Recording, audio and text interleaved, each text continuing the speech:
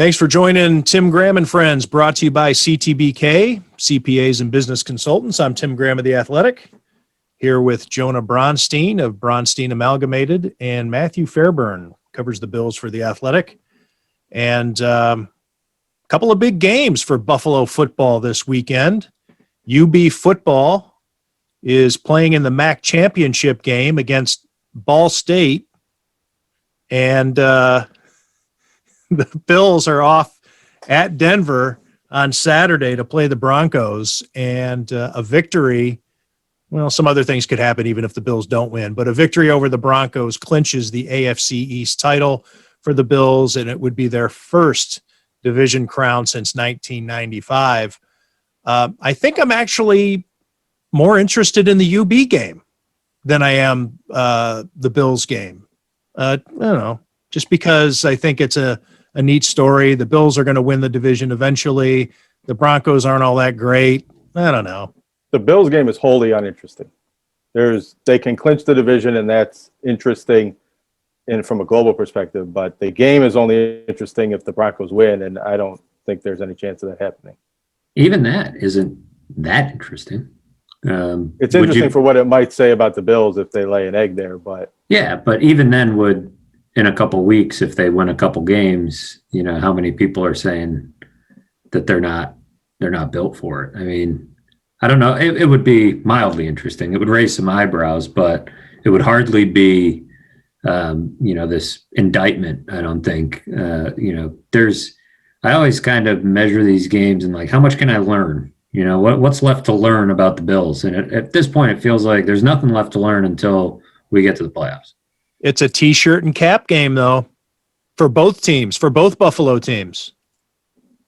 As they say, they talk about what a big deal it is to have a T-shirt and a cap. Was that which I always thought was stupid, but you hear some very respected players talk about like it's a T-shirt. You know, like I guess we also see people fight over these T-shirts when they come out of the T-shirt cannon at a Bison's game. But it's not just any T-shirt, though. I mean, I wanted to say it's a T-shirt you can't buy, but fans can probably buy the same T-shirt. But if you're a player, you can't just go buy that shirt if you want it. You got to go on the field and win it.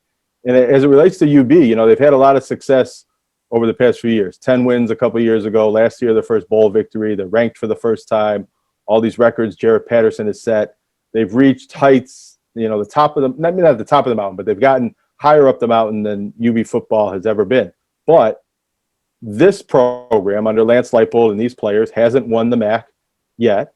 They lost in the championship game 2 years ago, and Jared Patterson called this the missing piece, and it really is. If they lose this game, then they're looking at like Ohio University is under Frank Solich, a team that's been very good in the MAC all these years, but doesn't win the MAC. They don't win the championship game. It's similar to the Bills if they lose another playoff game. That cloud hangs over all the successes you do have if there's a but you can't win the championship game. So this is a big game. I think there's a lot of pressure on UB to actually deliver this championship, but they've been so good, so much better than the rest of the MAC. They're favored by 12 points. Ball State's one of their best players. Their running back isn't going to play in the game. He's already leaving to prepare for the NFL. It would be a shock if Buffalo loses, but it would be similar to when these two teams played in the championship game 12 years ago. Ball State was undefeated. I think they were ranked 12th in the country, and they were favored by even more than 12 points. I think it was like 15 or 16 points, and Buffalo won that game. That was a big, surprising result for almost everybody except that Buffalo team itself, and this would be the reverse of that, I think, if Ball State were to beat UB tomorrow night. What are some of the matchups, Jonah? You mentioned Ball State's running back not being available, but how do they match up in other parts of the game? You know, I haven't really scouted Ball State like Gerald would have. And with this UB team, they've just been on the ground. You know the rankings, you know the strengths and that type of stuff.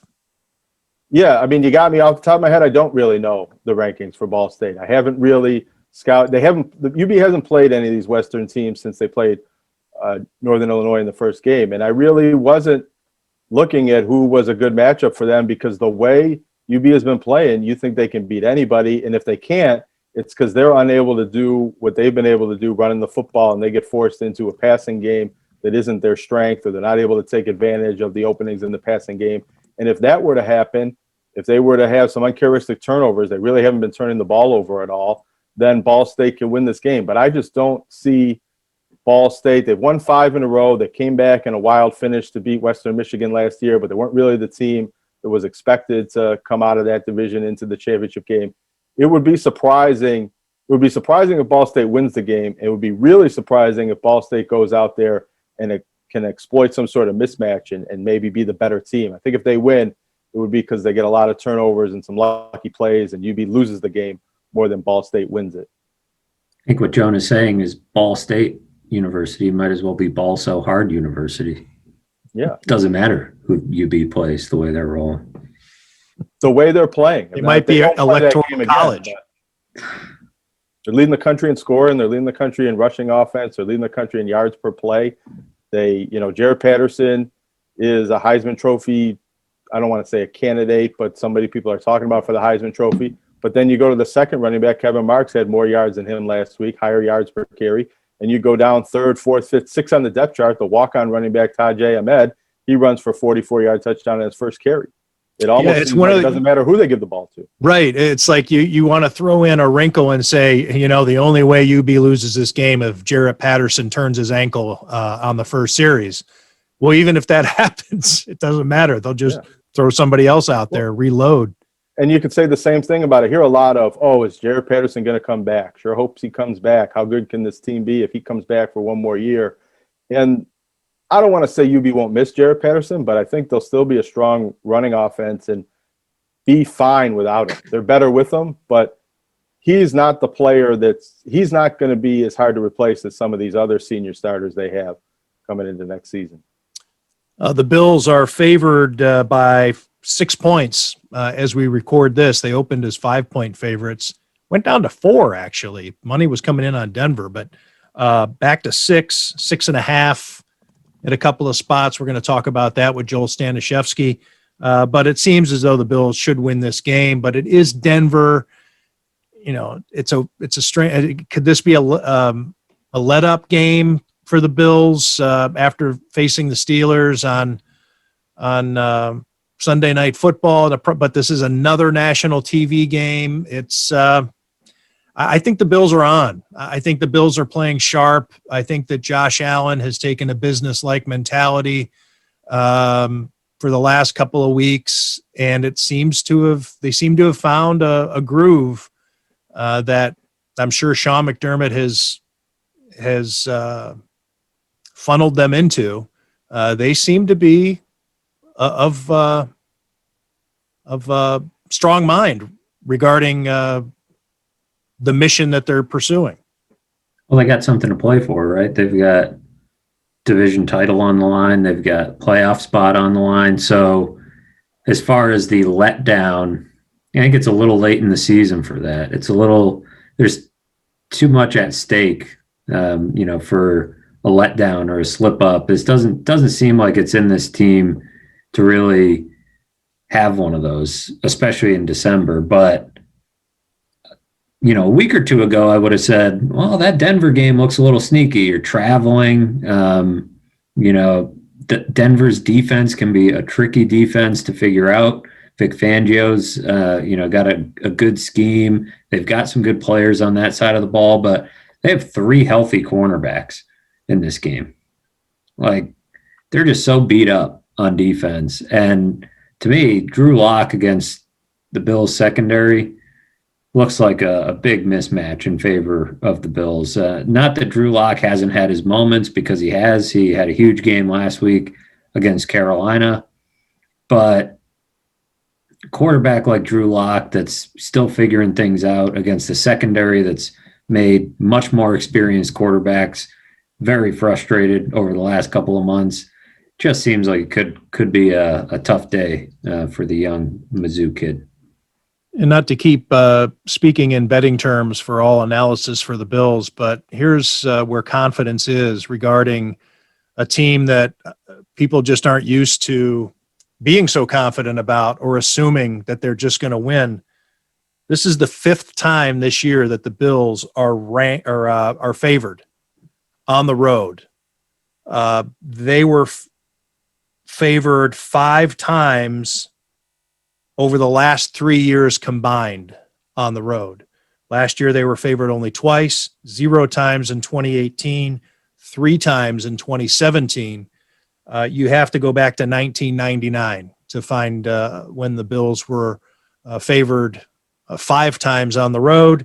They will be favored, and we'll talk about this with Joel Staniszewski later in the podcast, but they'll be favored again next week at New England, strange as that may sound.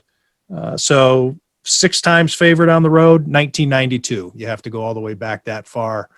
So when weren't they favored? Public confidence high. They were not favored against Arizona or San Francisco. So they were favored against the Titans then. They were, yes. I think I want to say it was even by 3.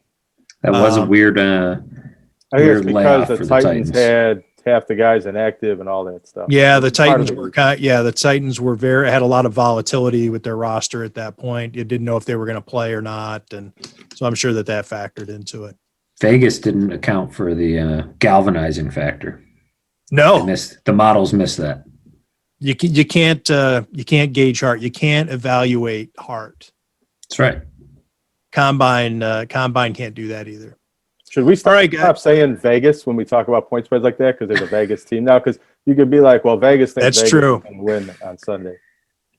I did That's have that point. come up in my story last week, or not. As I was writing it, I had to rephrase it because it could have been construed as the Las Vegas Raiders. So yes, I have to be careful when I say that. And it's not just Las Vegas anymore because you can do this anywhere. Yep. So London, that's William Hill, I don't know, wherever William Hill's based out of. Cayman Islands. Right. DraftKings loves the Bills this week. The governor brought up the potential for online wagering to come to New York State this week for the first time. First time he's even uttered the words in a press conference. So it's progress. I like the sound of that. It's progress. It's not, I don't know. I was reading some things there's some people stumping pretty hard for it, apparently, in Albany. They're not overly optimistic, but, that was sort of the phrasing they used was that the words have never even left his mouth in a public setting before. So it's, look, we're going to have a budget to fix. And what I'm saying is I'm willing to help. I will supplement this budget with my terrible picks. I'm volunteering. Well, you can just bet only Joel Staniszewski because he is 22-14-3 on the season. And Could have been doing that from the start. You can expect some more bonus picks coming from Joel later on in the show. Hey, I should let everyone know that this show would not be possible if not for the good folks at CTBK. CTBK is a leading accounting firm with a growing team of accountants and business consultants with roots in Amherst. And CTBK pairs every project with a focus on a human connection between its team and the client. For assurance, accounting, taxes, litigation support, and advice on mergers and acquisitions, CTBK is available and ready to solve any issue your business faces. For a consultation or to request a quote, call 716-630-2400. Again, that's 716-630-2400. Grab a pen, 716-630-2400. Shampoo Travis, Besaw, and Kirshner. Over a quarter century of proven accounting and business excellence for Western New York and beyond. Boys, enjoy the weekend. People out there listening, enjoy UB foosball and the Bills on Saturday. If the Bills game on Saturday, if you get bored with it, 6:00 UB basketball plays at Syracuse.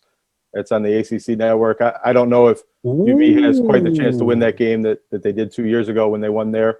But, maybe something to click over to if the Bills game is uninteresting. It's hard to say, really, where everything stands right now. Who knows how good UB is and who knows how good Syracuse is. Well, UB's coming off a big win, and Syracuse hasn't been great. But Syracuse, I think, is going to be favored by a decent number in that game. And that game is at Syracuse. Yep.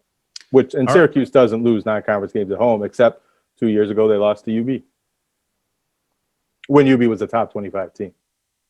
Well, I think UB is still sorting itself out. Maybe we'll see a scrappy performance. Didn't expect them to beat West Virginia a couple of years ago, and they pulled that off. Well, and didn't expect them to beat Miami by 28 the other night. They played a very good game, and if they play like that again, then maybe they do have a chance. Nobody expected Mizzou to beat Illinois last week, and yet It's true, except for one. I know one guy that expected Mizzou to beat Illinois. UB athletic director Mark Allnut. That's right. He's a good Mizzou man. Mizzou's ranked. They're dangerous. Hopefully they finish the season. So that'd be nice. We need basketball, as we've discussed on the show before. Mizzou's ranked in football and basketball, right? Yeah. Football, I don't know if they still are, because they got just destroyed by Georgia. Defenestrated, if you will. It was tough. Boat raced. They got just pistol whipped. It was ugly. Kneecapped. It was a bad one. They were looking good for a while. I was kind of, getting my hopes up, and then Georgia just ran away with it. All in all, pretty good year for Mizzou football. Who cares? It wasn't a real year anyways. I'm sure they would have beaten Baldwin Wallace. Yeah. I don't know. Catch them on the right day. Mizzou had a lot of COVID problems this year on their football team, but hopefully the basketball team steers clear of it, because they look like a promising crew. Good times. Good times are had by some. All right, moving along.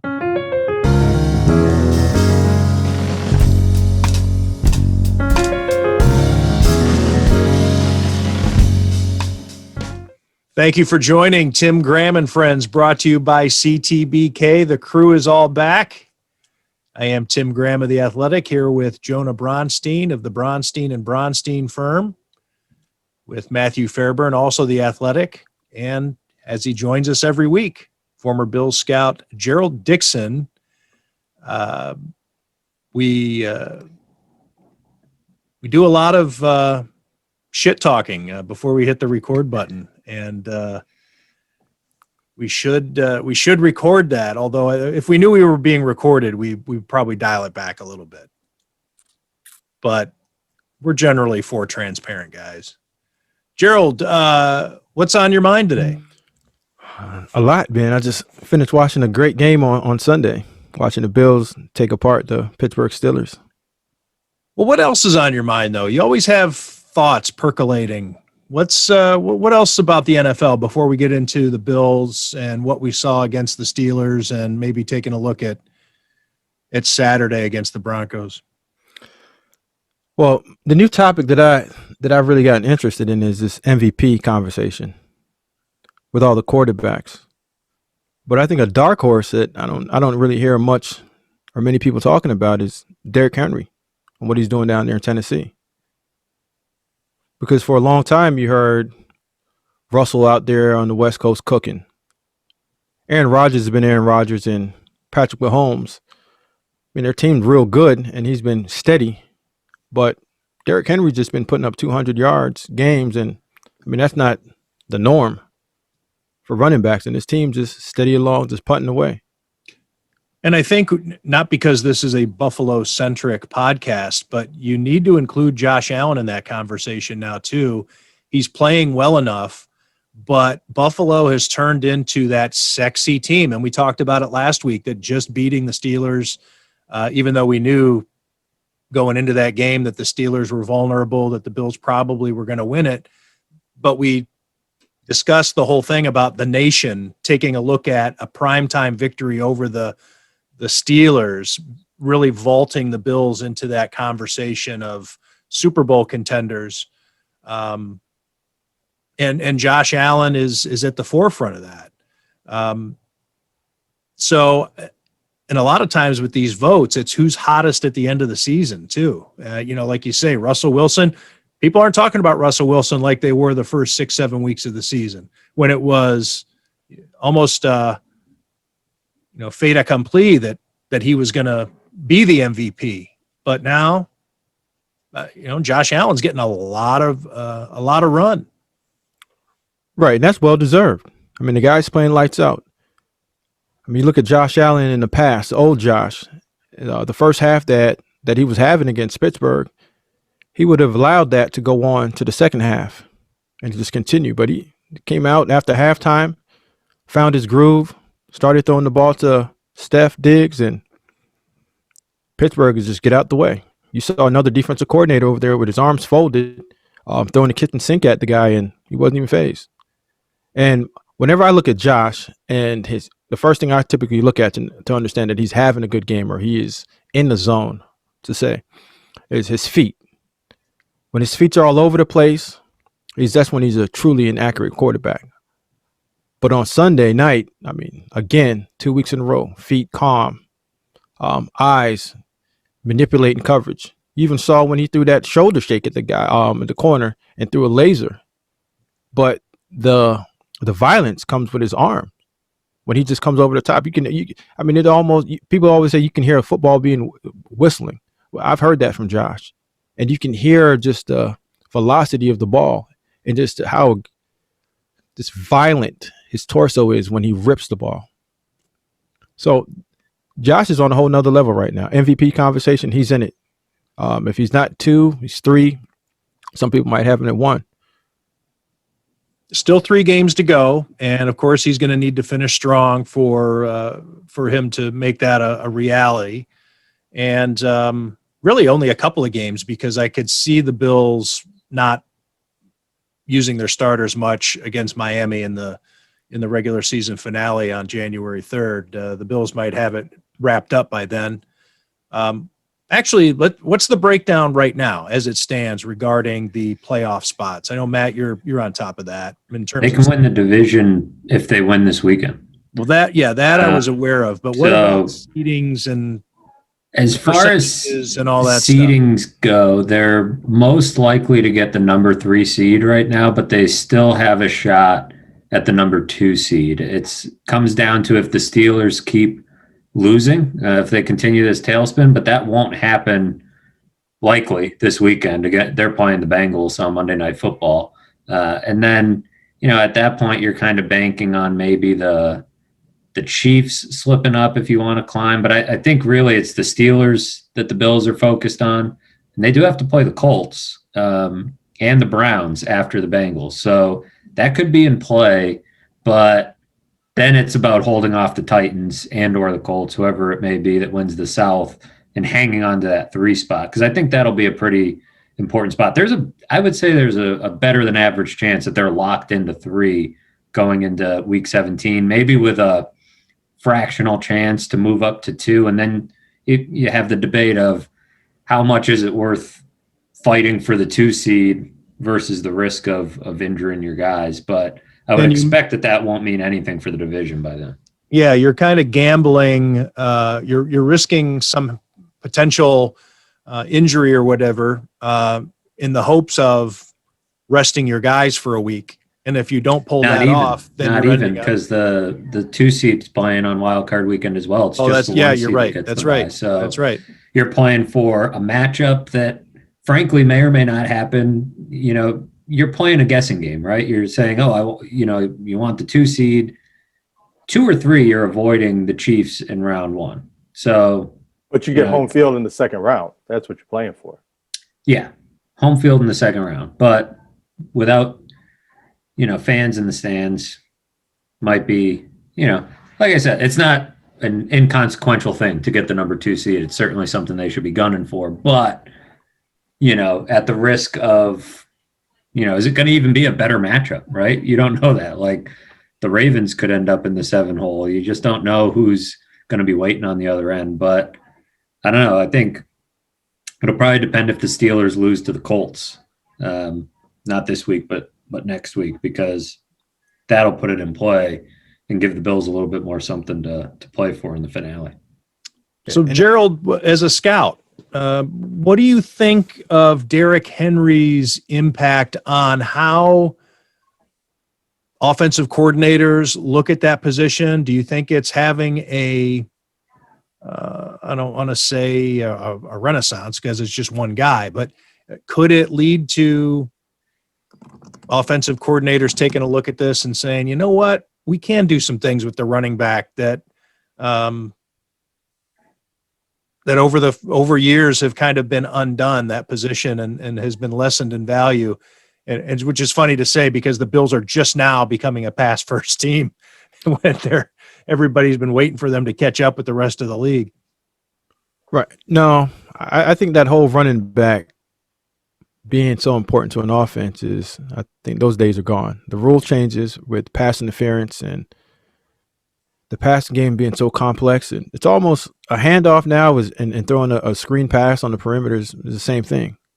So the longevity of a guy that you're going to pay so much money to and draft in the top of the first, you can still get that same value. You can look at it now in the third or fourth round. The last running back to win or MVP. undrafted. Correct. There's so many. There are great undrafted running backs in the NFL all the time. The kid in Jacksonville this year went undrafted and is having a phenomenal year. The last running back to win MVP, 2012, Adrian Peterson. Before that, it was LT in 2006, Sean Alexander the year before that in 2005, then Marshall Faulk in 2000. Those are the only non-quarterbacks to win MVP, and they were all running backs. I don't know. The reason I pulled this up is I was trying to look up. I was throwing this around in our Slack chat during the game, Tim. But if you bring up Derrick Henry in the MVP conversation, where does Stephon Diggs land? You know, how close is Stephon Diggs to being the most valuable player on this Bills team? I don't think a receiver's ever been named MVP. 1990, Jerry Rice. Shepard. Okay. Jerry Rice got it twice, it looks like. And he might have been the only one he's the only one to ever do it. So I guess there you have it. But Stephon Diggs is not having a Jerry Rice season. Normally, one of those great receiver seasons ends with a quarterback also having a terrific season. So hard to have one without the other. But the conversation with Josh Allen, though, Matt, it's Stephon Diggs is the one that's brought him to this next level. So if you want to have that conversation of what Josh Allen's doing, can he do it? Would he be doing it without, if it were just John Brown and Cole Beasley again? Probably not. Yeah, we've seen evidence of it, right? Evidence says no. And with Steph Diggs, it's a different confidence level that you see Josh play with. Like, he knows at any point Steph's going to get open. I can stare him down. I can do whatever I want. He's going to create enough space, catch the ball, and do something with it afterwards. But, I mean, if you're looking at it and saying, what's a sexy pick? It's going to be the quarterback, right? Because everybody looks at the quarterback and says, oh, wow. But if you break it down and you truly look at the importance of the player to the team, which is the most valuable player to the team, you'd have to say it's Steph Diggs, in my opinion. Well, it's also... Oh, go ahead, Joe. Like the conversation around the Heisman Trophy here with Buffalo's Jared Patterson, he's not going to win the Heisman, and he probably really shouldn't be the number one person on anybody's ballot, I would say, because of the level of competition and quarterbacks probably being more valuable. But is he in the conversation, and should he be lower on somebody's ballot? And I think whether it's Derrick Henry, Stephon Diggs, or any of these players we're talking about, are they having MVP caliber seasons is a little different than if they're actually going to win the MVP like some of these, like Adrian Peterson or some of those guys did before.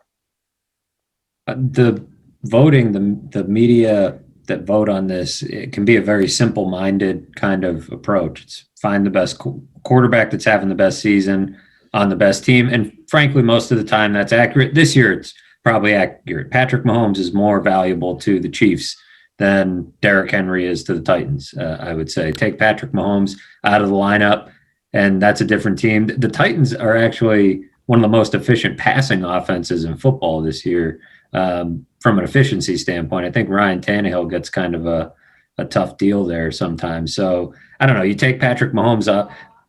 The other weird thing about the award to me, same thing with Coach of the Year. Frankly, any time Patrick Mahomes plays 16 games, he should win it, but eventually we're going to get sick of, voting him in. Same with Coach of the Year. How many years could Belichick have won it? But people just kind of got sick of voting for him. People would rather vote for who's overachieving and who's coaching that team. Right. And I'll vote for The that Coach guy. of the He's Year coach award- of the year. The Coach of the Year award is essentially, more years than not, the guy who made the most improvement. You know, it's a lot of times it's a newer coach, sometimes even a first-year head coach.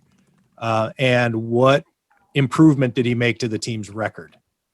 Go back to when I was covering the Dolphins, and the conversation was who's going to win, Tony Sperano or I'm drawing a blank. The guy from the Atlanta Falcons, white hair. Mike Smith. Mike Smith, right. Mike Smith ended up winning it, I think, that year. He And it was did. just because of their turnarounds. Dolphins going from 1-15 to 11-5 or whatever it was. So yeah, it's the improvement. That's why somebody like Sean McDermott probably wouldn't win. Although He might. He should win it. I think Sean should win it. My vote, if I had to vote, was for Sean. But Matt, you know what? Usually I don't disagree with you much, but I have to disagree with you with the Patrick Mahomes, Derrick Henry importance to the team. My opinion is that if you remove Patrick Mahomes from the team and you stick him with Alex Smith, you're still a 12-4 team because they're so loaded, talent-wise around. Alex Smith now, because Alex Smith is pretty lousy now. Alex Smith wasn't that great when he was in Kansas City. He was just steady, check the ball down, and put it in the hands of the playmakers. I'm saying you get an average quarterback in Kansas City right now. That's an 11-5 team. Period. You got the best tight end, one of the best deep threat receivers, one of the better play callers. Offensive line is steady. I mean, the first overall pick is your left tackle. The right tackle never gets enough credit for how good he is. And we haven't touched on Hardman or Sammy Watkins yet. All right, you take my man Shaka Zulu away from the Tennessee Titans. Yeah, I've seen Tannehill in Miami. I've seen what that is. And I've seen when Derrick Henry's running the ball and you are forced to have 8, 9 in the box, and you have Corey Davis and A.J. Brown running down the field, getting wide open balls. So I think he's a little bit more important to that team's overall, the way their culture and the way they attack the game than Patrick Mahomes is to the Kansas City Chiefs. I'm not sure anybody's as important as Mahomes, but I do think that the way he takes them from, they were that 10-6, 11-5 before 12-4, 12-4 before he got there with Alex Smith, who was playing fairly well, but they were never even sniffing the Super Bowl. They were never even a team that you considered a threat in the playoffs because of Alex Smith. I think the best, Patrick Mahomes is playing at a level right now that we haven't seen at that position all that often, over the last 20 years or so. So I don't know, but Derrick Henry, take him out of there. They're not as effective a play action team. Most likely they're probably leaning more on the pass, and it makes it a little less efficient than it is right now. So I do like the diversity of thought to have Derrick Henry in the mix. I like it because it's too often a one track mind with a lot of people talking about this award. And I do agree with you. I mean, as long as Patrick Mahomes is playing at this level, you should go ahead and just mail it in every year and send it to his house. Just like LeBron James, since he's been in the NBA, send it to his house. When Michael Jordan was doing it, send it to his house. When Kobe Bryant was at his peak, just hand it over to him. Nick Saban should be coach of the year every single year that he's been in there, maybe with the exception of a couple. So I don't disagree with you. This is a year that I think we should all look at it a little bit different. Just like the Heisman Trophy winner this year should be the receiver for the Alabama Crimson Tide, not the quarterback. I disagree with you about LeBron. I don't know if we want to digress there, but I don't think he's had MVP caliber seasons, but I don't think he's been the MVP in 5 years. Wow. Regular season. Hey, Wow. let me put a button in the MVP Coach of the Year conversation, at least as it pertains to the Bills, and then we can get into that regarding LeBron James. But as I was saying before regarding the mindset of the Coach of the Year going to the guy who's turned around a bad team in the short amount of time, I do think that Sean McDermott does have a chance of winning Coach of the Year because of the perception because it's voted on nationally. And even though the Bills have gone to the playoffs 2 of the past 3 years, there's still this, they never got the attention, even last year heading into the playoffs, even after clinching their spot with a couple of games to play, that they're getting now. I think there are a lot of people that are just now saying, wait, what's going on in Buffalo? Because they're conditioned not to think of Buffalo. And now that the Patriots are not at the top of the division and the Bills are about to clinch their first division title since 1995, I think there's kind of a revelation or an epiphany with a lot of voters out there that, holy smokes, Sean McDermott's done a really good job. And so maybe he does get enough run in that regard. And Josh Allen similarly. So it's kind of a different, distorted view of the same concept of a guy who's turned it around. At least he hasn't, because we know he hasn't really just turned it around this year. But I think in the minds of a lot of voters who don't pay attention to what's going on in markets like Buffalo, it's going to feel to them as though it's just been turned around. Yeah, he'll get credit for, it's almost like a delayed, reward. Like he gets credit for the rebuild. He gets credit for the whole, it's coach of this year, but he gets credit for all the years, the turnaround, the build. And he was a finalist last year. He was. So nobody thought he was going to win it. I think a big thing I would think about with that award to me, and there's, Kevin Stefanski is going to be another guy that people like because the Browns are playing well, and nobody gets the Browns to play well. So in similar concept. Exactly. So that will be a big thing. Frank Reich, I think, is having another great year in Indy. Sean Payton has made things work. So he's got some competition for that award. And I think the big thing to me when looking at that award, and I think the PFWA votes on it. So for whatever the PFWA Coach of the Year award, when I'm sitting down to look at my vote, I'm going to say, why are the Bills so much better this year? Why are they a Super Bowl contender? Why are they a team that people are talking about? The reason is because of Josh Allen and by extension, Stephon Diggs and what the offense is doing. So, how much credit does, it's about divvying up credit, I guess. Sean McDermott's done an absolutely fantastic job coaching this team, turning things around. Are people going to look at this as more of a Josh Allen breakout or a Bills breakout?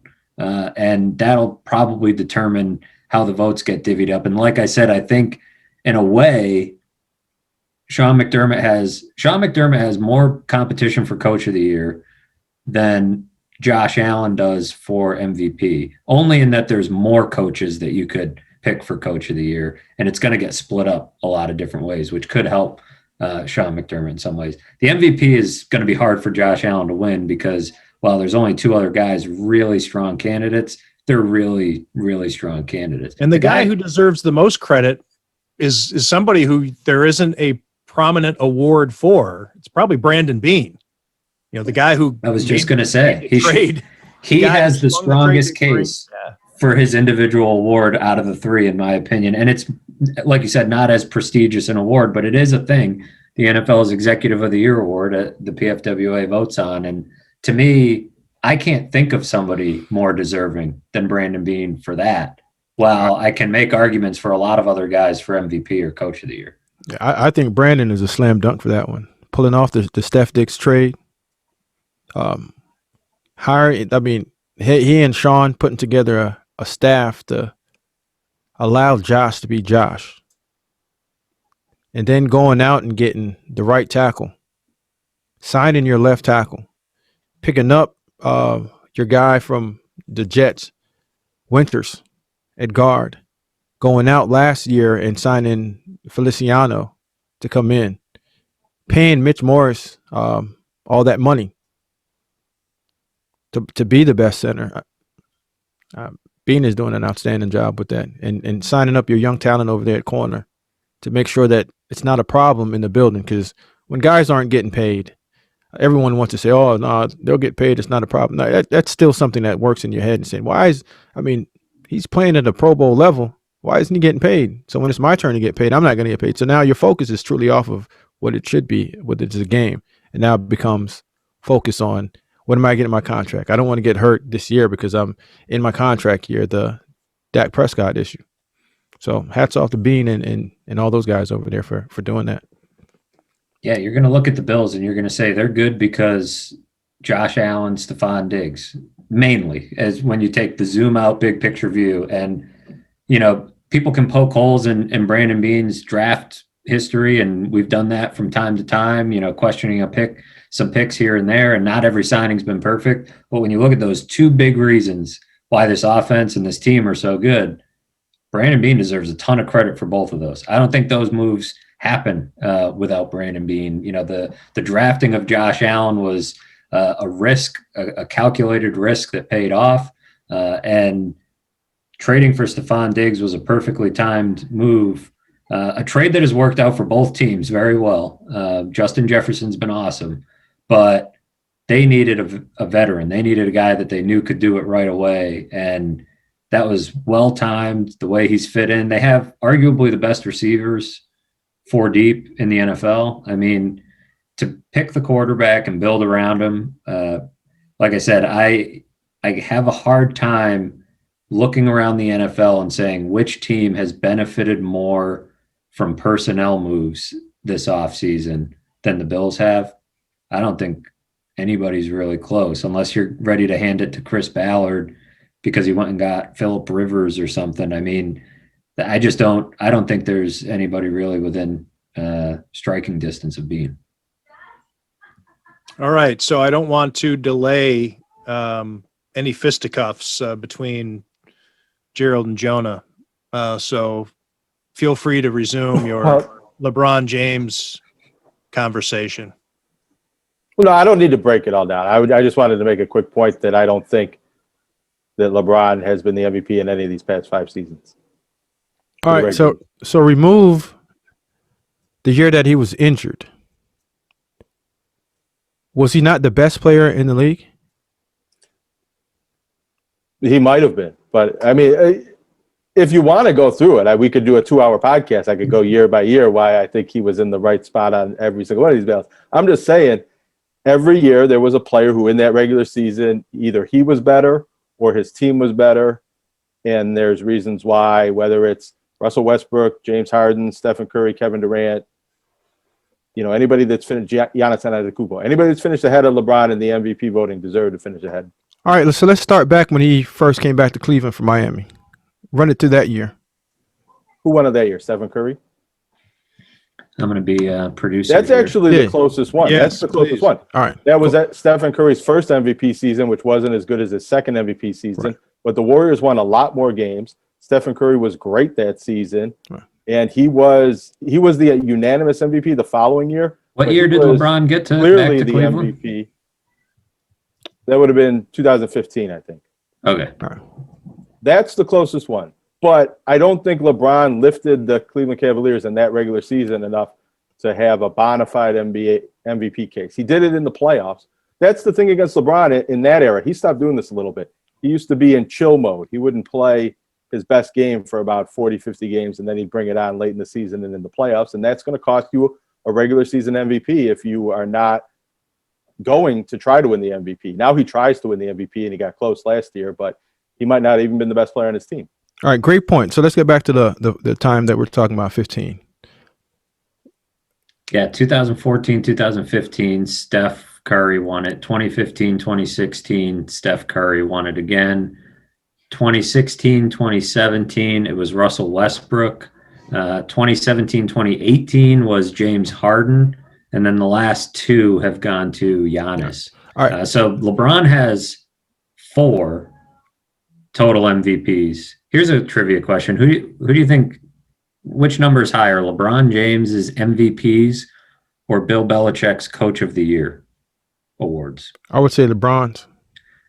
LeBron has 4. Belichick has 3. LeBron has not won one since 2012, 2013 when he was with the Heat. He won 2 with the Heat. So let me get at Jonah real quick. All right.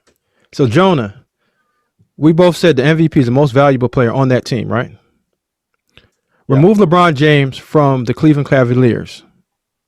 Tell me where they picked. You mean before that? Well, yeah. No, that the year that LeBron was in Miami. Yeah, number one. Okay, good. But they weren't the worst team in the league. They won the lottery. So they won the lottery. So they're one of the worst teams in the league. They didn't make the playoffs. Yeah, they were young. Okay, good. Yeah. All right, check it. Hold on. So he comes back that same year. What happens? They're second in the East, fifth best record in the league. Tell me what happened. Tell me what happened in June. Florida. No, tell me what happened in June. Where was he doing? Lost in the finals. And the year after that, what was he doing? In the finals again. Winning in the Right. final. All right, He so won Finals MVP. right. So let's skip all the way to the year that he goes to the Lakers. Where are the Cleveland Cavaliers picking? At the end of the first round. Lottery All right, again. so he's very valuable to the city of Cleveland. And No, the Cavaliers. he's valuable to his team. And in the award is the most valuable player on your team. When he shows up, you're in the finals. When he leaves, you're picking in the lottery. Most likely the first overall pick. Cleveland's had that 3 times when he left and wasn't there, right? Lakers were picking it like Lonzo Ball was a second overall pick, wasn't he? LeBron didn't show up yet. He shows up, rings. So how can you year in and year out not give the award to the guy that plays in the finals, not the playoffs, in the finals? Well, it's a regular season award. I think that's what ends up becoming an issue in basketball. The reason he probably doesn't have more of them is because he's got 4 finals MVPs as well. Because he's going to crank it up. He's going to get your team to the playoffs, and he's going to carry you once he gets there. But where's he finishing? Where's this team finishing? This team is finishing in the top, 2? Yeah, most of the time. But to Jonah's point, there's probably guys that are putting together. It's the classic MVP debate, regardless of sport, right? Is, remove a guy from a team, and what is that team? Maybe that's the measure of most valuable. Oftentimes it becomes who had the most productive season on the best team. And yeah, he has occasionally limited his workload, and you should give it to the best player in the league. And LeBron's been the best player in the league for a long time. He sure has. Like them giving the Greek Freak this award for 2 years in a row is a complete joke. It's laughable to me. He's a pretty good player. What you talking about? The guy that Euro 30 steps on and 15 last year. The Euro step guy that goes to the basket and dunks it and gets in the playoffs, and you don't even hear about him. The playoffs still counts as basketball. Last time I checked, right? It's different basketball. That's why I think it's a little bit different. And I sort of wish the MVP was voted on later in the season, maybe going into the finals or including playoffs, because the game does change in the postseason. But at the end of the regular season, which is when these people have to vote, they even had to vote before the bubble started this year. I mean, you just can't deny what Giannis Antetokounmpo did and his team having a much better record and not having a player like Anthony Davis as his teammate. So, all right. So what you're saying also is the last 2 years, LeBron played 67 games last year. He played 55 games the year before. So that's a problem. Kind of hard to give the MVP award to a guy who played 55 games. Anthony Davis led the team in scoring and assists and steals and blocks. No, scoring and rebounds, not assists. And when LeBron actually did play a lot when he was in Cleveland, but since he's got to, it's only been 2 years. Since he's got to the Lakers, he just hasn't played a lot. I mean, it's been 2 years. Games. 55 games is almost, that's barely over half a season. So like you can't give the MVP award to a guy who played half the year when it's a regular season award. When you're voting on it before the playoffs start, obviously if it's who do I want on my team the most come June, yeah, it's LeBron every time. But come any time in the year, would you ever want Giannis over LeBron at any point? Well, when LeBron's taking his maintenance days, I guess I'd rather have Giannis. Yeah. But so when a guy doesn't show up to work, you rather have the guy. Well, I guess that's kind of the fun of the award, right? Is like you want to see who's producing and kind of reward the guys who are producing. It's not a fault of LeBron that he saves his body for the most important time of year, but if it was just let's vote on the best player in the league every year, even if he's not playing, then it's that's what the award is. Award. Patrick Mahomes is getting that award because he's the best player in the league. The most valuable player to their team is either Giannis Antetokounmpo might be the best player in the league. He had the greatest statistical season. You can argue that nobody has ever done what he did statistically last year. For the team with the best record, they outscored people by like 15 points per 100 possessions when he was on the floor. He played kind of limited minutes, so his numbers are even less than they really should be. He was the defensive player of the year, the best two-way player in the league. I mean, I agree. In the playoffs, if they met in the finals, I'd rather have LeBron on my team than Giannis Antetokounmpo because he's a limited perimeter shooter and you can game plan against him in the fourth quarter. But for 82 games in the regular season, I have no quarrel with him winning the MVP. Jonah, you just said he's one of the better players in the NBA. What he is, but I would disagree with you when you say he's the best player. I think Kevin Durant is the best player in the NBA, notwithstanding his injury. But if he gets back to that level, he's better than LeBron James. Yes, that's a whole nother argument. But let's finish this Giannis one being the best player. Well, I want to interject this just for a point. Go ahead. Gerald, what was your thought the year that Peyton Manning was hurt with the Colts and they went 1-15 or whatever it was?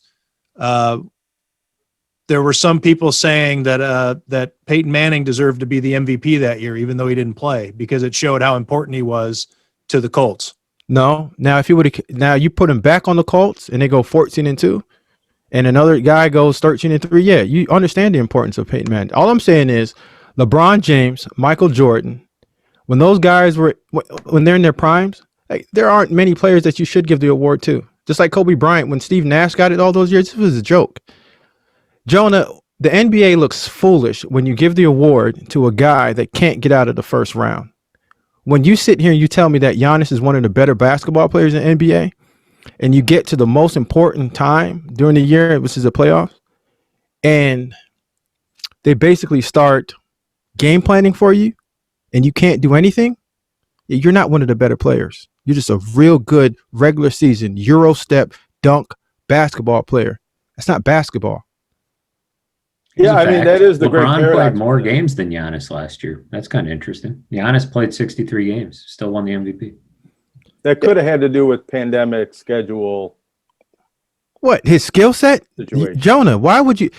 The guy gets to the playoffs every single year and looks awful. He can't shoot from the free throw line, right? Right. He struggles playing at the perimeter, right? Right. If he can't twist, turn, do 360 turns and dunk the basketball, he's a limited basketball player. Can you say that? Like, his athleticism is freakish. Yeah. I'm not disagreeing with anything you're saying. But when you have to vote on the MVP at the end of the regular season and you look at the body of work in those 67, 63 regular season games, the teammates they had, what the team did, the fact that he was the MVP the year before and he was even better last season. I mean, he should have been the unanimous MVP. I don't think there was a case for any other player to be the MVP last year. So if it was close, right, and you say, okay, what did they do head to head? You remember that game, Milwaukee versus Lakers, head to head? How he got embarrassed? I actually don't think I watched that game, but I've seen games. Oh, I did. When Milwaukee beat the Lakers last year. I'm talking about when they went head to head, and they were going back and forth for who had the best record in the NBA, and LeBron came out there and pummeled him. Yeah, I kind of think I remember that, and yeah, that's a data point. I mean, LeBron was second in the MVP voting. I'm not saying he's a scrub. I think That's LeBron, what I don't like about MVP. I think he's getting the I'm sorry to cut you off, man. I think he's getting the Belichick treatment, like Michael Jordan got that same treatment as Kobe Bryant got the same treatment. We get so used to how great they are, we take it for granted. And I think when someone like Giannis comes and he spins and dunks and Euro steps and does all that stuff during the regular season, and everybody looks at, wow, look at his stats. Or even one of my favorite players, Russell Westbrook, had that phenomenal year.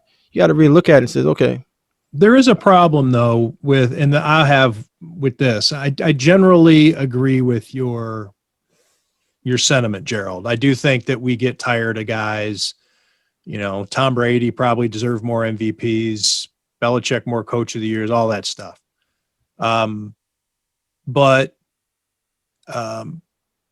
with LeBron, especially over the last couple of years, he takes these days off. And he was hurt one of the two. Like, that's not a day off. He was hurt. That year that he gets hurt, like, I'm not putting that in the conversation. But last year, the year before he took games off last year that he had in previous years, especially on defense. He went for the MVP last year. He thought that he had an opportunity to win it, and he tried to get it. But you can't give him the MVP if they were a non-playoff team and needed to trade for Anthony Davis to be a playoff team. The MVP of the team, I think, is Anthony Davis, as great a player as LeBron James is. Yeah, I got to I think the defensive player of the year should have been Anthony Davis, but that team MVP, And he scores more points. the team MVP goes to LeBron. Without LeBron James, right? The Lakers are the Pelicans. Right. You can remove Anthony Davis from LeBron James, and you're still showing up in the finals. Why? We've seen it. Without Anthony Davis, the Lakers were the Pelicans the year before. Yeah. Sure. The guy was hurt. In Cleveland, was Anthony Davis in Cleveland? No, but he had good players in Cleveland. He had Kyrie Irving, Kevin Love. Remove Kyrie and Kevin Love. Have you ever seen LeBron James in the playoffs without those guys, in the finals without those guys? Yeah, long time ago. But you've seen it. All I'm saying is, long story short, I've seen him not win it with Chris Bosh and Dwayne Wade too. yeah, you've seen it once. You've seen it once when they lost to Dallas, and then you seen him come back. Really disrespecting Delonte West here. Yeah, listen. The Drunas Ilgauskas. Nah, big shout out to my man Reds and Mo Williams. Verjao. He had Bama man was on that team too that went to the finals. I'm just giving you guys this Hey, let's steer it back to the Bills because we got to talk about the Steelers before we get even longer than we've been going here. Got you. All right. No, not the Steelers. Let's skip the Steelers. We're on to Denver. So how about this? What if we skip the Broncos too? Nah. And then what do we do? Then what is it? New England? Who would you want? Who should the Bills want to play in the playoffs? Is it too early to have that conversation? Well, let's We see. can talk about the Broncos if you want. I can tell you who I can tell you who I wouldn't want to see the Bills play against because this is a bad matchup. Two teams: Tennessee Titans, and Cleveland Browns. So you think Cleveland's a bad matchup? See, I went through this week and kind of ranked who I think is the best to the worst out of the 5 most likely. All right, lay it on us. Give it to me. I think the best matchup for them would be the Dolphins, just because they seem to really have their number. And, frankly, the Dolphins are playing a lot better, but the Bills have just pasted them. And they're a better team. And Josh Allen just feels real comfortable against them. Rookie quarterback, too, in the playoffs coming to Buffalo. I don't think so. Number 2, I thought best for them would be the Colts. And I didn't expect that going in when I was, studying these teams and kind of figuring it out. But there's not one particular thing on the Colts that really terrifies you about them. They have a good defense.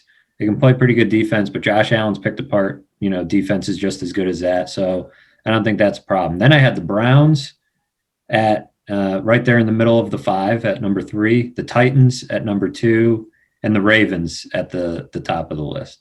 I think the Ravens are going to be a team that's real hot when the playoffs come around. But I think those top 3 are in a tier of their own, and those other 2 are very, very good matchups for the Bills. But I'd love to hear your Browns take, because they were one that I kind of wrestled with during the week.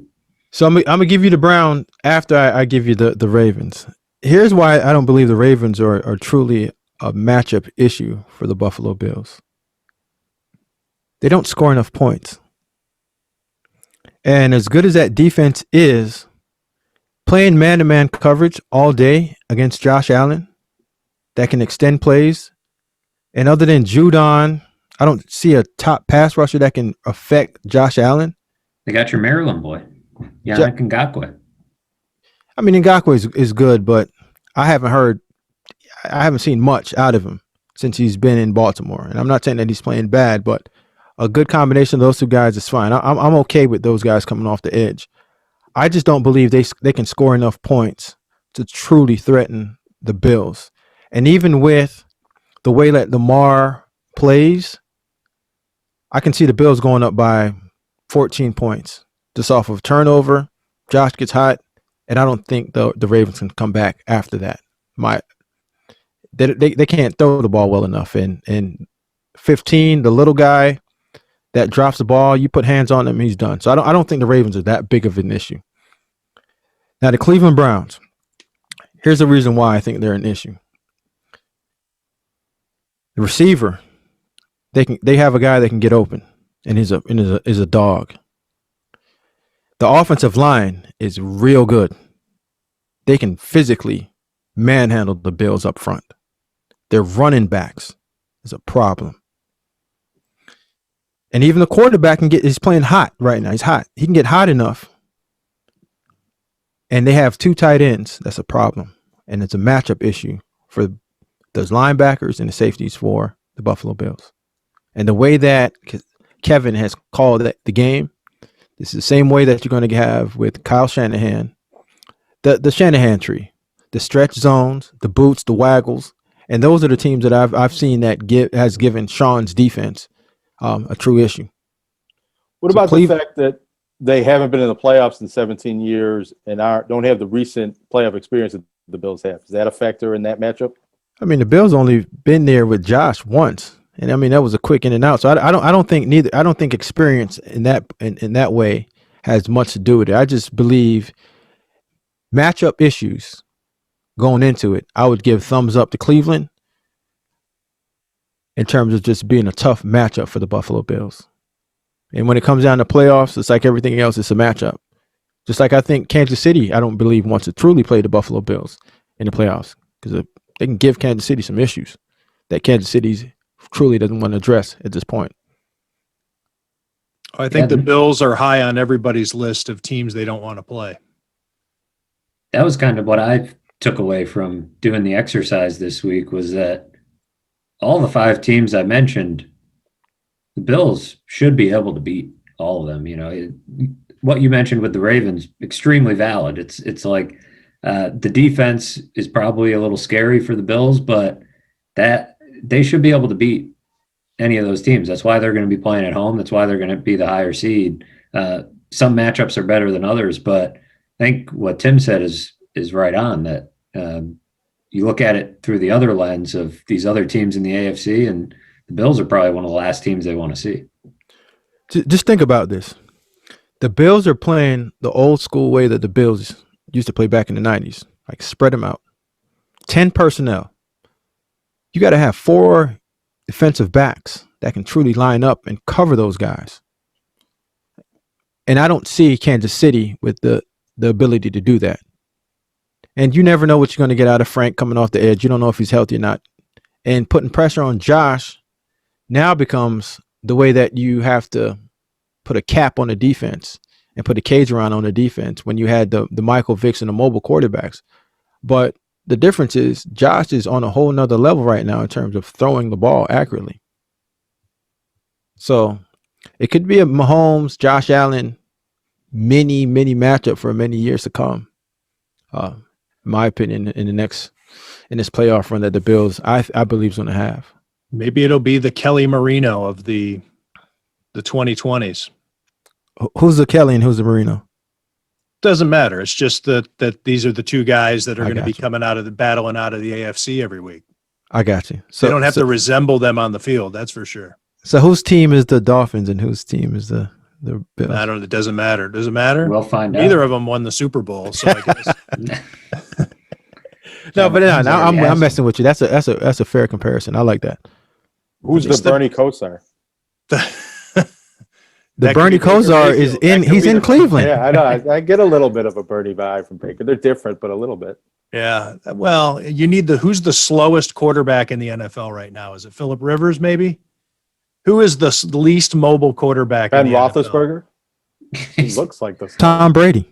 Probably Tom Brady or Big Ben. Those are probably Brady. Well, here's the thing with Roethlisberger. Similarly to Marino, they can't run, but that doesn't mean they're not elusive because they're not sitting ducks. Now, the Bills did have a huge sack on Ben Roethlisberger on Sunday night, and the type of sack you usually don't see Roethlisberger take, where he nearly got decapitated.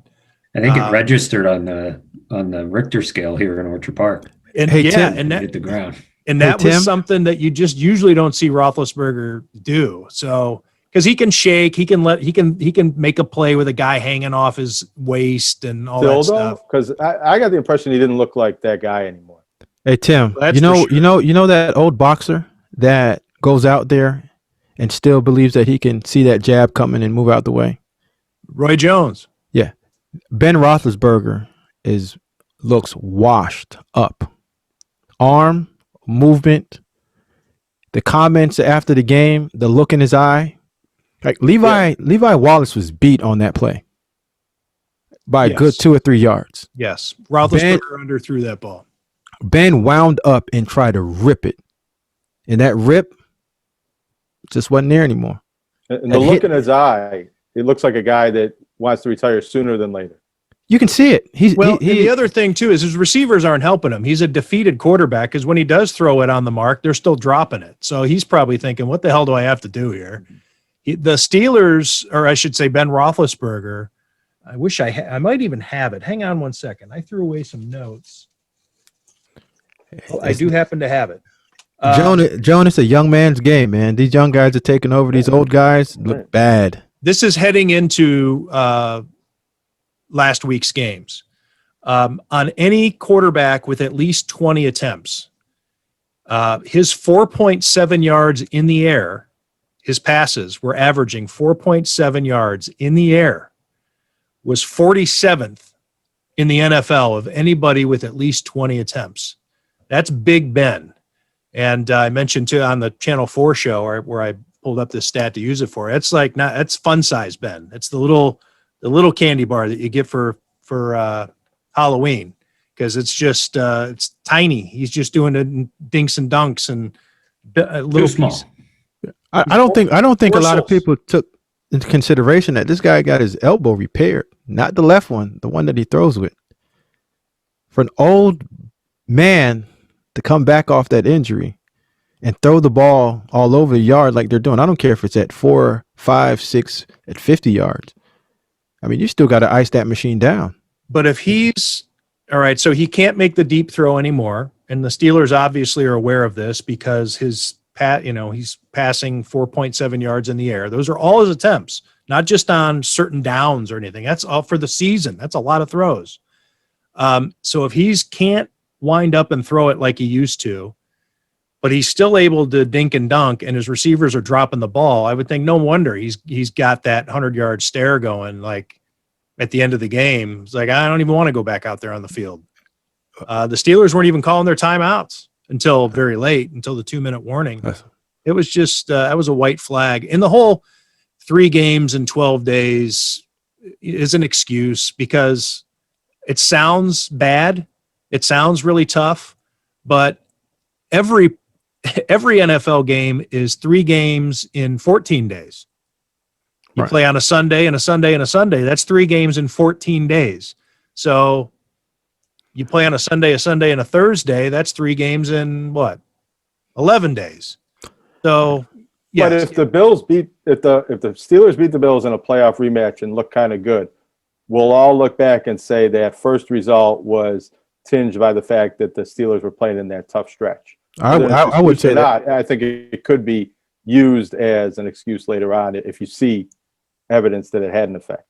No, Jonah, I believe that the Pittsburgh Steelers that record is not a true record of a real good team. I think they're above average ball club. It's an Antetokounmpo record. There you go. Yeah. With the old washed up quarterback throwing it to guys that drops the ball at a high rate. Like Eric Ebron's always put the ball on the ground. That's just what he is. I mean, if he's your third down safety blanket, good luck. You're burning up. That blanket ain't covering you up to get you out that fire. That's just who he is. I mean, stop, drop, and roll. You better do something.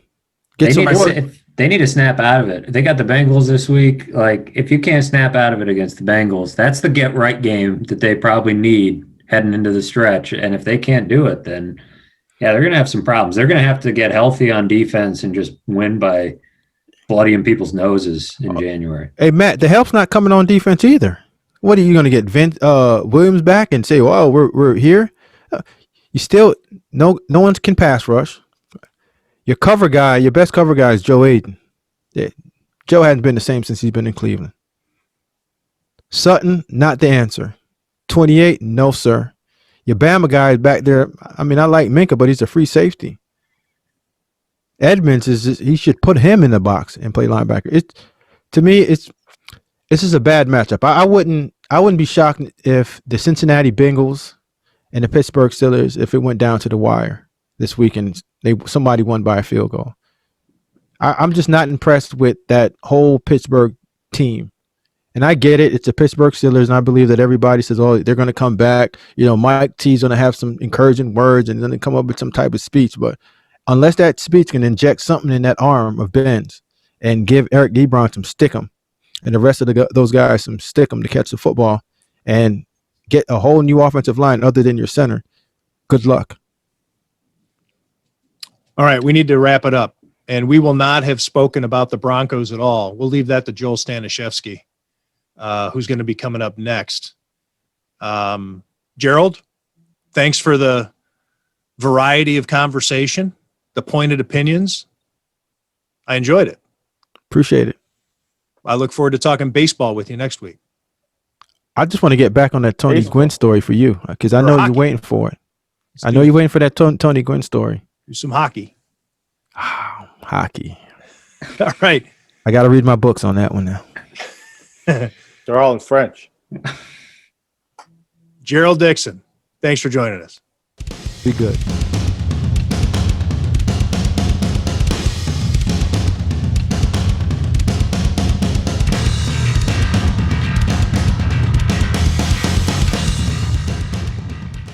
The End of Everything lead singer Joel Staniszewski joining us as he does every week, but under a different guise, usually not as lead singer of a hardcore metal band. Is that what it is? I mean, I always thought it was more metal punk or what's the... Yeah, I guess hardcore is metal meets punk, so that sounds like a pretty good title, I guess. Well, the cool thing about it is Joel's band, The End of Everything, was featured on a pretty prominent industry website called noecho.net, and I will post a link to that when we post the podcast. And the headline says, The End of Everything, Las Vegas metallic hardcore band closes out 2020 with debut EP, with comments in there from our Joel Staniszewski explaining his Buffalo roots and how it's affected his music much more so than the West Coast scene. And so everybody check that out. And it's pretty cool because Joel has been kind enough to send along some of his music for us to use here as bumpers during the show. And it's just, it's good to see Joel getting some music run, not just sports betting stuff. The two lives this man leads. Jack of all trades. Was pretty cool. What's it like to be featured in this at this website? Because it's as awesome. You were telling me, it's a big deal. Yeah, we've had a couple of features. Brooklyn Vegan did a video premiere. No Echo, which is to me is a huge accomplishment to be featured on that website. And there's another site that I believe is called Outburn that actually is streaming our entire EP today. It started today, so it doesn't officially get released until tomorrow. So on tomorrow, all of the songs will be live on Spotify and Apple Music and wherever you stream music, and records and T-shirts and everything are on pre-order on the label's website, which is War Against Records.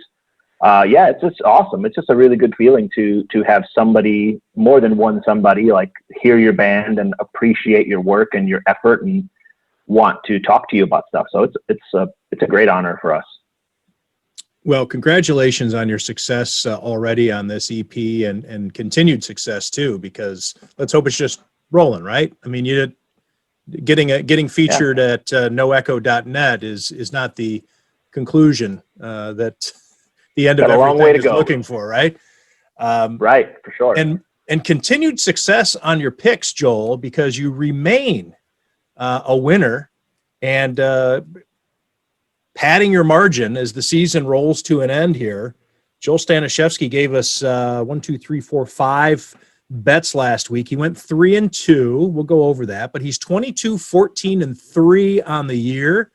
That's against the spread. That's with money line, over under. I mean, this is not just hey, let's pick the winner here. This is for money.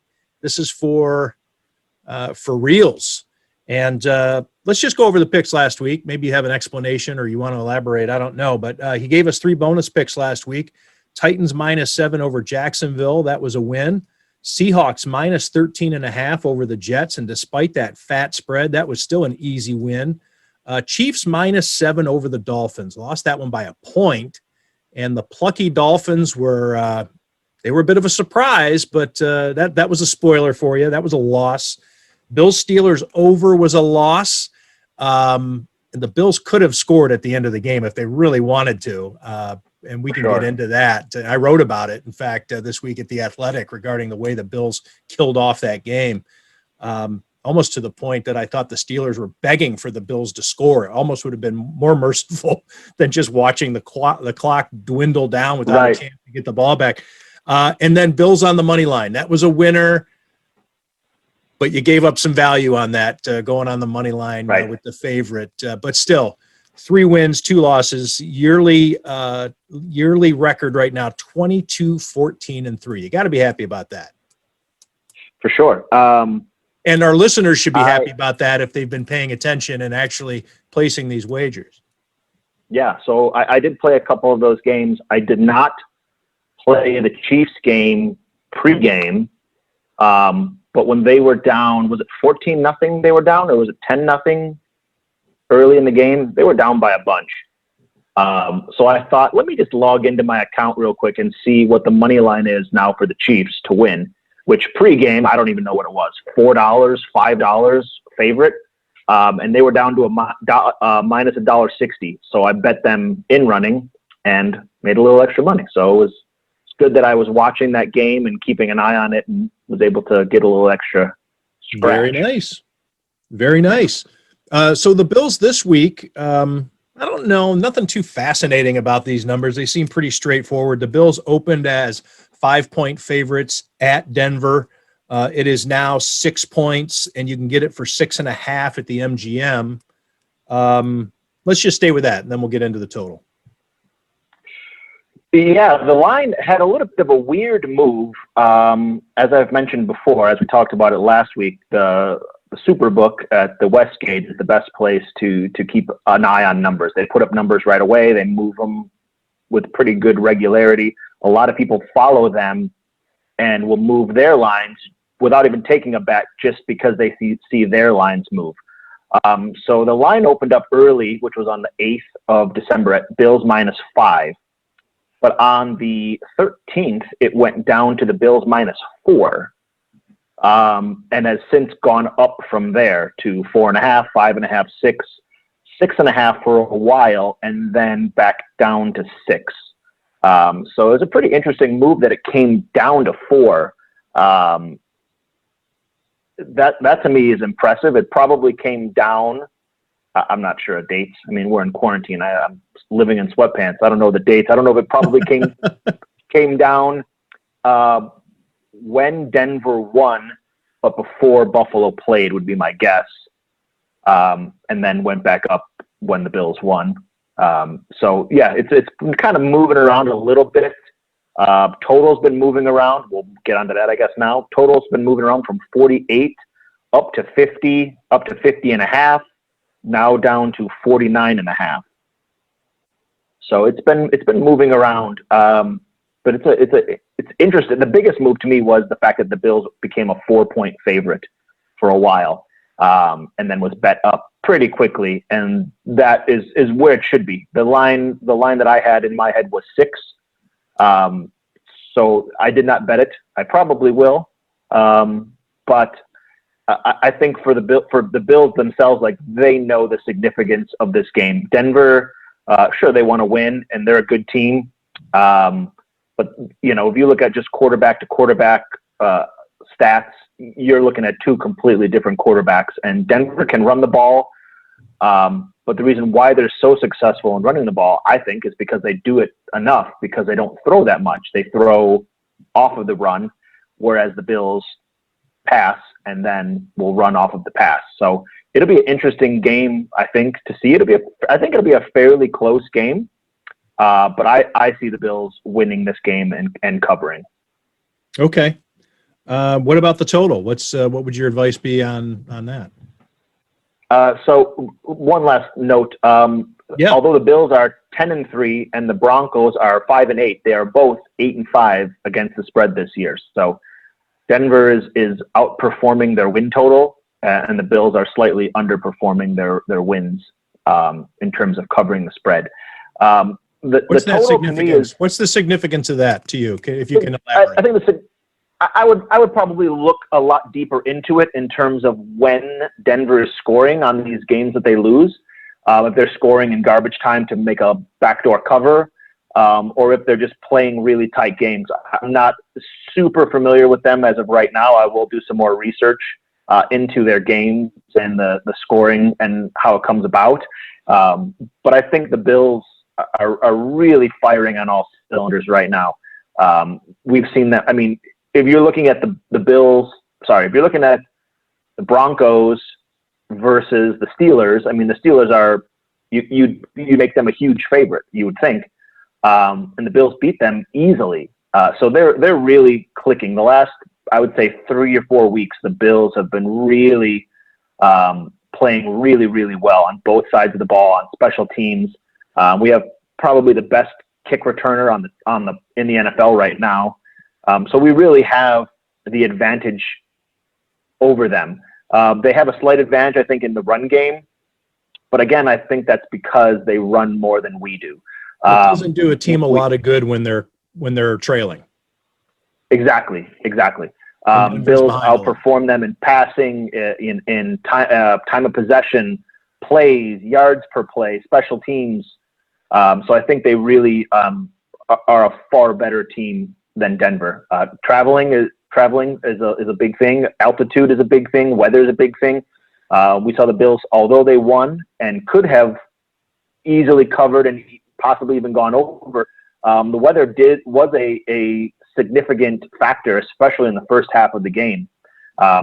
So I think weather is a big thing. I'd have to look up the weather. I'm sure it's going to be cold and snowy. I don't know what the wind and everything will be quite yet, but I definitely think that has something to do with me leaning towards the under of this game. I think under because of weather, because of cold, because of altitude. I also think that the Bills' defense will be really on their game this week, like they were last week. So, the Bills' offense can score 30, but if the defense only gives up 14, there's your under. So I definitely think I'm leaning towards the under on this game. Okay. I looked up some factoids regarding the Bills being favored on the road because this is the 5th time this year that the Bills will be favored on the road. And how rare is that? Well, very, because they were only favored twice last year on the road, 0 times in 2018, 3 times in 2017, 2 times in 2016, 3 times in 2015, only 1 time each in 2014, 2013, 2012, and 2011, 0 times in 2010. As you would imagine, that was an awful team. The last time the Bills were favored on the road 5 times in a season was 1999.